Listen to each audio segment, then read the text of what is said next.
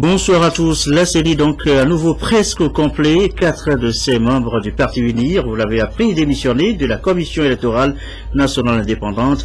3 ont aussitôt été remplacés par de nouveaux membres désignés par le parti. Ces derniers ont prêté serment ce matin. La cérémonie devant la Cour constitutionnelle. Le compte rendu Arnaud Kidou.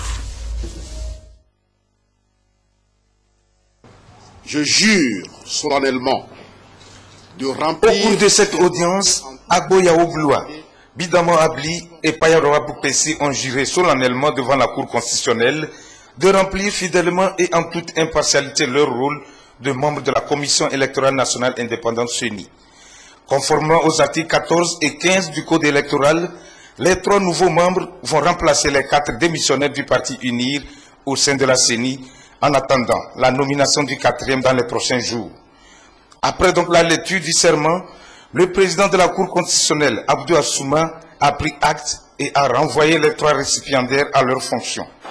La Cour constitutionnelle vous donne acte à chacun de vous forme et vous renvoie dans l'exercice de vos fonctions.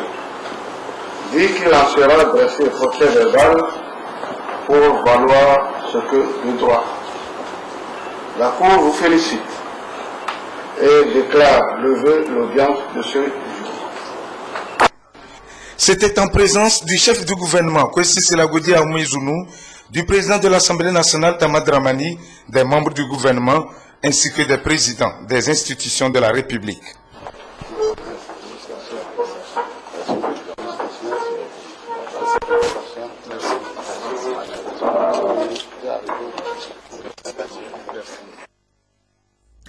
Et voilà donc le processus électoral toujours en cours avec l'appui de la communauté internationale. On se rappelle par exemple cette convention conjointe allemande pour nous signée jeudi dernier en faveur justement de ce processus électoral au Togo.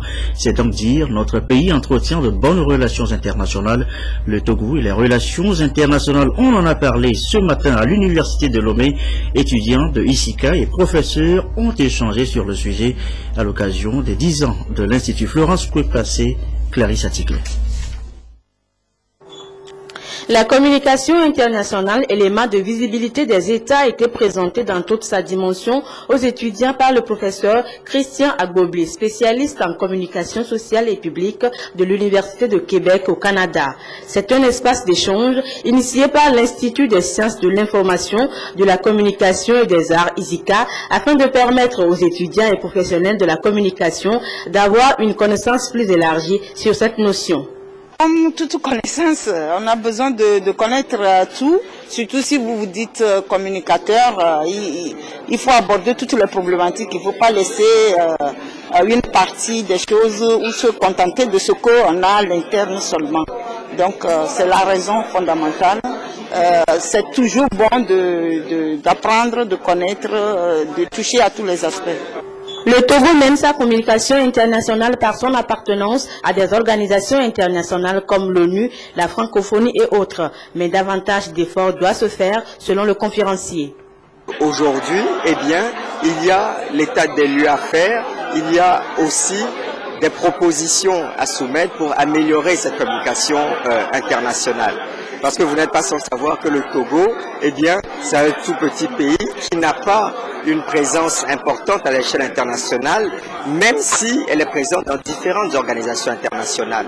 Et donc, comment est-ce qu'on peut remédier à cette situation? Eh bien, tel était en substance le thème de la présentation. La vulgarisation de la culture par les industries cinématographiques est un excellent moyen de communication internationale et l'État, tout comme les citoyens, sont appelés à y travailler. A signaler aussi dans l'actualité ce samedi la signature d'un accord de partenariat entre le Conseil de l'Entente et l'Organisation internationale du travail, principal bénéficiaire, le CERFER. L'accord vise à faire du centre une référence en matière d'emploi pour les jeunes, pour les métiers du rail. Les précisions, Emmanuel Adjaglo, Christine Petekialoudé.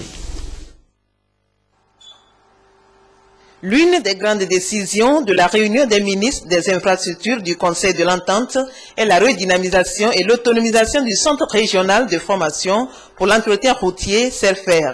Jusqu'à ce jour, La formation dans ce centre se limitait à l'entretien routier, alors que le projet de la boucle ferroviaire décidé par les chefs d'État du Conseil va susciter de nouveaux métiers. À travers cet accord de partenariat, le Bureau international du travail s'engage aux côtés du Conseil pour donner l'appui au centre en vue de sa réforme. Le projet vise également la promotion de l'employabilité des jeunes, surtout dans les métiers induits par le projet de la boucle ferroviaire. C'est un accord de partenariat pour appuyer le centre régional de formation en entretien routier, lui apporter un appui technique pour se moderniser en termes de création de nouveaux filières, surtout les filières concernant les chemins de fer. L'OIT peut dépêcher les enseignants, l'OIT peut donner de la documentation donc, aux CERFER et autres, donc l'appui est multiforme. Et c'est justement pour ces raisons que le gouvernement togolais soutient l'initiative qui s'inscrit dans un cadre sous-régional pour plus d'intégration.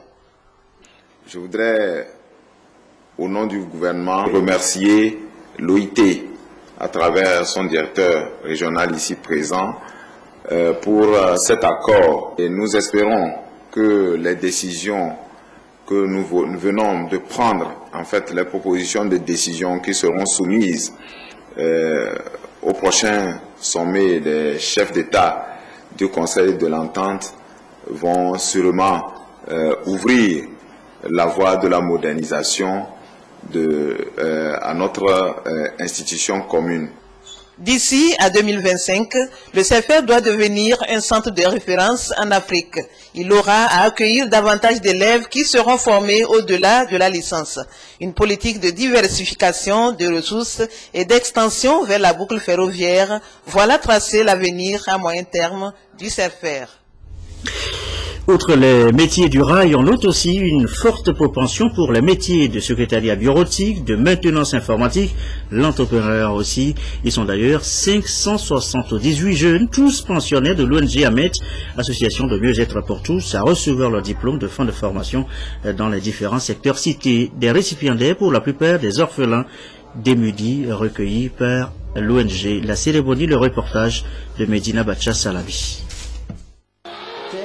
578 jeunes ont toutes les raisons du monde d'être en joie. Pour la plupart orphelins et démunis, ils n'ont jamais pensé recevoir un jour une formation professionnelle.